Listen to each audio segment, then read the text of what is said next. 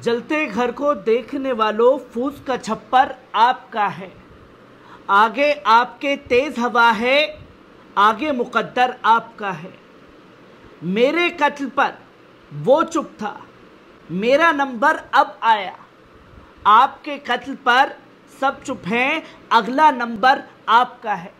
जी हाँ, नवाज देवबंदी का ये शेर कहीं ना कहीं आज सटीक साबित होता हुआ दिखाई दे रहा है। और मैं बात कर रहा हूं मौलाना कलीम सिद्दीकी साहब की, जहां लोकतंत्र व संविधान की बड़ी खूबसूरती है कि धर्मांतरण अनुच्छेद 25 के तहत अपने दीन इस्लाम का प्रचार प्रसार करने के मामले में मौलाना उमर गौतम साहब, मौलाना कलीम सिद्दीकी साहब समेत 14 लोगों को संवैधानिक न्यायपालिका ने संवैधानिक रूप से दोषी करार दे दिया है। बल्कि आर्टिकल 25 ये राइट देता है, जबकि संवैधानिक जज विवेकानंद शरण त्रिपाठी द्वारा आज सजा सुनाई जाएगी। बताया जा रहा है कि मौलाना उमर गौतम साहब, मौलाना कलीम सिद्दीकी साहब समेत 16 लोगों पर संवैधानिक कार्यपालिका द्वारा इतने नागंभीर धाराओं में आरोपी बनाया गया है। इन धाराओं में 10 साल से लेकर आजीवन कारावास तक की सजा भी सुनाई जा सकती है।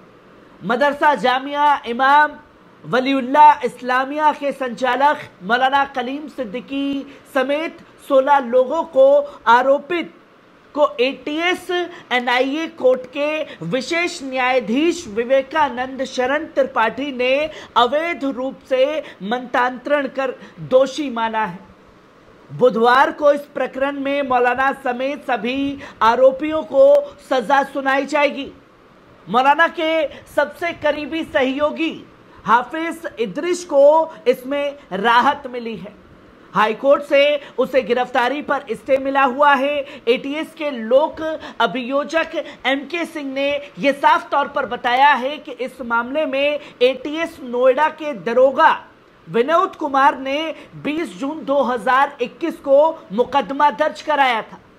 मेरठ से धार्मिक कार्यक्रम से लौटते समय दिल्ली देहरादून हाईवे पर दुरोला मटोर के बीच यूपी एटीएस ने अवैध धर्मांतरण व विदेशी फंडिंग के मामले में मौलाना कलीम सिद्दीकी साहब को हिरासत में ले लिया था। उनके ड्राइवर व 2 साथियों को पकड़ा था। मौलाना पर देश भर में अवैध रूप से धर्मांतरण कराने का गिरोह संचालित करने का आरोप लगाया गया। मुकदमा दर्ज किया गया था। एटीएस और एनआईए की जांच में मौलाना समेत 16 लोगों के नाम भी सार्वजनिक कर दिए गए, जिसमें मौलाना और उनके साथियों के विरुद्ध लखनऊ स्थित एटीएस एनआईए की खंडपीठ में मुकदमा चल रहा है। और आरोप है कि करीब 1000 लोगों का मुस्लिम धर्म में धर्मांतरण कराया गया है। इनमें काफी युवतियों का निकाह भी मुस्लिमों से कराया गया है। नोएडा के मुखबिर स्कूल के बच्चों को भी गायब करने की बात सामने आई है। एटीएस ने मौलाना कलीम सिद्दीकी के विरुद्ध गैर कानूनी धर्म परिवर्तन अधिनियम के तहत व अन्य धाराओं में मुकदमा दर्ज किया गया था।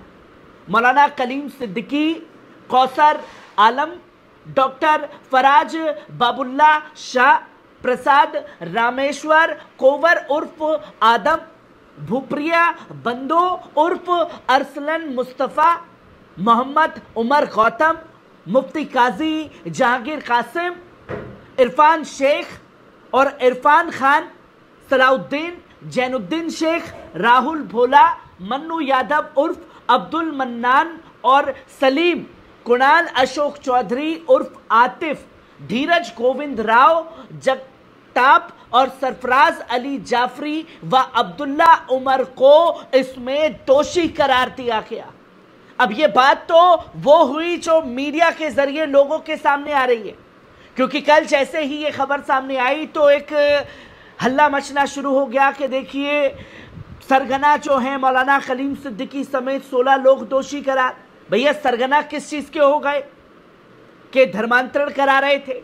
और जब ये मामला तमाम तरीके से हाईलाइट में आया, जब डॉक्टर उमर गौतम साहब को गिरफ्तार किया गया, उस दौरान आपने देखा कि हमने खुद जाकर के उनके परिवार के लोगों से बात की थी, उनके परिवार के साथ साथ उन लोगों से बात की थी जिन्होंने अपनी खुशी से धर्म परिवर्तन किया है, उन्होंने कराया नहीं। और धर्मांतरण कराना या जबरन धर्मांतरण कराने का मतलब है कि किसी से गन पॉइंट पर इस्लाम कबूल करवाया हो। और जिन लोगों से मैंने साफ तौर पर बात की थी, उन लोगों ने यह बताया था कि भैया अगर वो ऐसा करते तो हम उनके सामने तो कबूल कर लेते, पर पीठ पीछे कौन हमें देखने जाता हम क्या कर रहे हैं क्या नहीं कर रहे। और हमने अपनी खुशी से धर्म कबूल किया है, इस्लाम में हमारी रुचि थी, इसलिए हमने ये कदम उठाया है। और उसके बाद भी मौलाना कलीम सिद्दीकी, मौलाना डॉक्टर उमर गौतम साहब को जेल की सलाखों के पीछे भेजा गया। 2021 से 24 की तरफ आ गए। 3 से 3.5 साल में यह तस्वीर सामने आई कि निचली अदालत ने उन्हें दोषी करार दिया, पर ऊपर की अदालत में जाना बाकी है। मामला चलेगा, कई साल निकल जाएंगे, और जब बेगुनाह वो लोग साबित होकर के आएंगे तो उसका जिम्मेदार कौन होगा।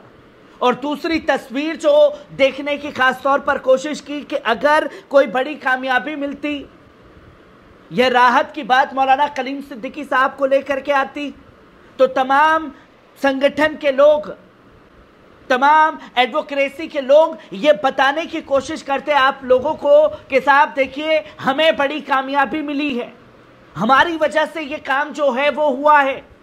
पर अब जिम्मेदारी कौन लेगा? इतनी बड़ी चूक कैसे हो गई कि इतने बड़े मामले में कोई ठोस सबूत पेश नहीं कर पाए? आखिरकार चूक कहां हुई? ये कई बड़े सवाल जो हैं लगातार सामने आ रहे हैं, जिस पर बात करना बेहद जरूरी हो चुका है।